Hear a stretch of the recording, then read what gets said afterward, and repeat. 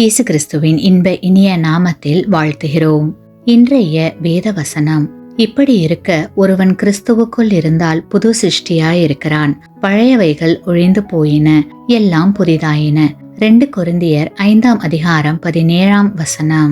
Today's Bible verse: Therefore, if anyone is in Christ, he is a new creation.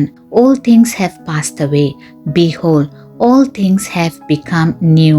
2 Corinthians chapter 5 verse 17.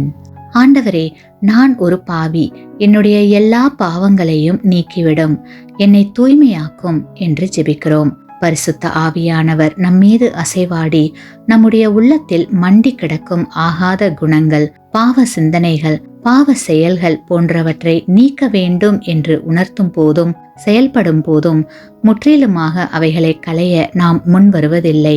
சில பாவ காரியங்களை விடாமல் நம்மோடு இருக்க அனுமதிக்கிறோம்.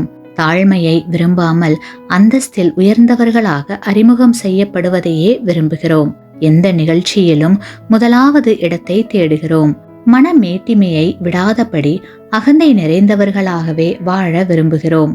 சகோதரர்களிடம் ஏற்பட்ட கசப்பை மறக்காமல் வைராக்கியம் உடையவர்களாகவே இருக்கிறோம். சாதி உணர்வு குறைந்து விடாதபடி பார்த்து கொள்கிறோம்.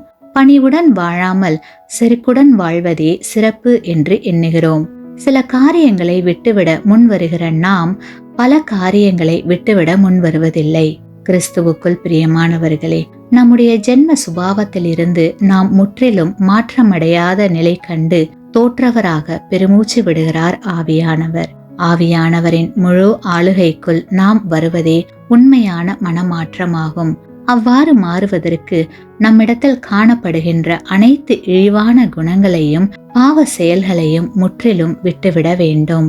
பழையவைகள் ஒழிந்து எல்லாம் புதிதாக வேண்டும். ஆமேன்.